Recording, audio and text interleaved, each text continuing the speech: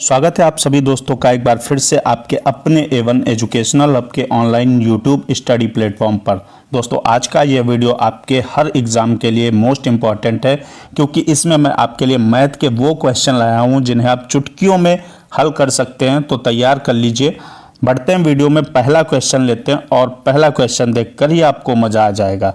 पहला क्वेश्चन है, 5 क्रमागत विषम संख्याओं का औसत 43 है यानी 43 है, तो सबसे बड़ी संख्या और सबसे छोटी संख्या का योगफल बताना है। अब इस क्वेश्चन को 2 सेकंड में आप सॉल्व कर सकते हैं। कैसे? देखिएगा, यहाँ से 5 क्रमागत विषम संख्याएं हैं ना, और उनका औसत 43 है 43, तो इधर रख लीजिए 43 बीच में। अब 2 संख्याएं इधर होंगी और 2 इधर होंगी। अब बात है कि विषम संख्याएं है ना, तो 43 के बाद विषम संख्या कौन सी होगी? 45 होगी और फिर 47 होगी। इधर कौन सी होगी? आपकी 41 होगी, और उससे पहले कौन सी होगी? आपकी 39 होगी। अब इस 39 और 47 को कह रहा सबसे बड़ी और सबसे छोटी संख्या यानी 39 और 47 को जोड़ देना है। 9 7 16 के 6 हासिल 1, 4 3 7 1 8, आपका 86 हो जाएगा। ऑप्शन सी राइट हो जाएगा। कोई दिक्कत? आपका ऑप्शन सी राइट हो गया। बढ़ेंगे, अगला क्वेश्चन लेंगे। अगला क्वेश्चन बहुत शानदार क्वेश्चन है, छोटा है लेकिन बहुत माइंडेड क्वेश्चन है। 2 की पावर 51 है, इसका 2 गुना 2 टाइम कितना होगा? अब आपके पास ऑप्शन है 4, 1 2 3 4 ऑप्शन है, तो 2 की पावर 51 का 2 गुना आपको करना है। कैसे करेंगे भाई? 2 की पावर 51 हो गया 51 इंटू 2 गुना कर दो। 2 गुना यानी 2 से गुणा करोगे। अब ये कितना लिखा? 2 की पावर 1 लिखा है। अब अगर आपका आधार बराबर है तो पावर क्या होती? गुणे में जुड़ जाती हैं।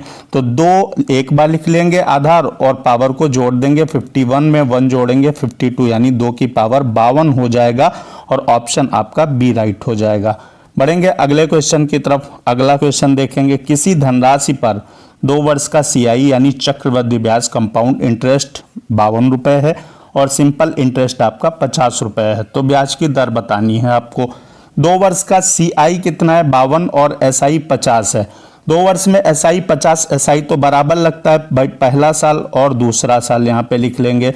SI होगा तो 25 लगेगा पहले साल और 25 लगेगा दूसरे साल, क्योंकि SI सिंपल इंटरेस्ट होता है।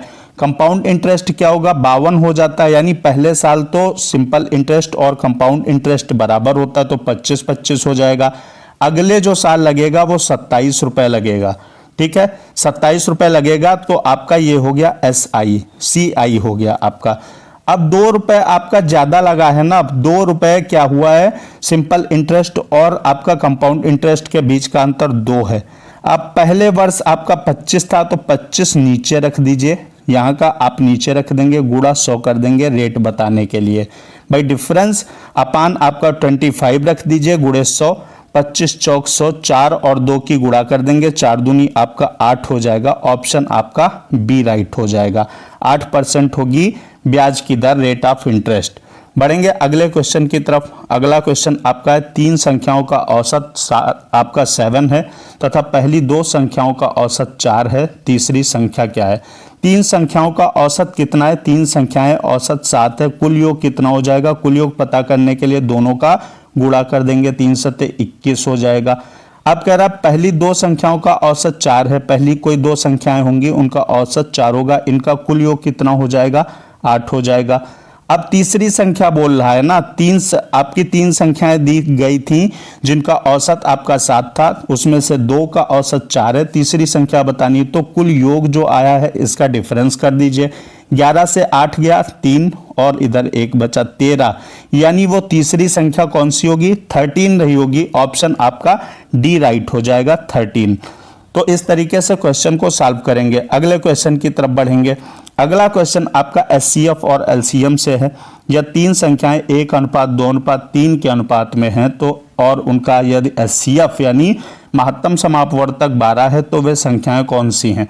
अब अगर आपको 3 संख्याएं या 2 संख्याएं कोई रेशियो में दी हुई होती हैं और आपको SCF दिया हुआ हो, तो आपको 1 सेकेंड का क्वेश्चन होता है। कैसे? आपको जो एचसीएफ दिया है उनकी बारी बारी से इस रेशियो में मल्टीप्लाई करा देते हैं। तो 12 एकम 12, 12 दूनी आपका 24 और 12 तियां 36, यानी ऑप्शन कौन सा राइट हो जाएगा? बी ऑप्शन राइट हो जाएगा। इस तरीके से हम सेकेंडों में निकाल सकते हैं दोस्तों। अगला क्वेश्चन है, शीला एवं शिल्पा के पास कुछ रुपए 5:3 के अनुपात में थे। शीला के पास यदि 400 रुपए थे तो शिल्पा के पास सिर्फ 5 के सिक्के थे उसके पास। तो शिल्पा के पास कितने सिक्के हैं? अब देखना है यहाँ पे, शीला एवं शिल्पा के पास कुछ रुपए हैं, कितने रेशियो में? 5:3, यानी 5x मान लें और इसे 3x मान लें। 3x ये हो गया आपका कितना? शीला हो गया और ये हो गया शिल्पा। ठीक है, अब क्या करना है, यदि शीला के पास 400 थे, शीला के पास कितने थे? 400, तो ये 5x रुपए 400 के बराबर रख दो। ये भी तो रुपए हैं, ये भी रुपए हैं, बराबर रख देंगे। 5 से काटेंगे, 5 8 40, 0x बराबर क्या हो गया? 80। अब 80 हो गया। यहां से आप बता सकते हैं कि इनके पास रुपए कितने थे, शीला और शिल्पा के पास? x की गुणा कर दीजिए इसमें।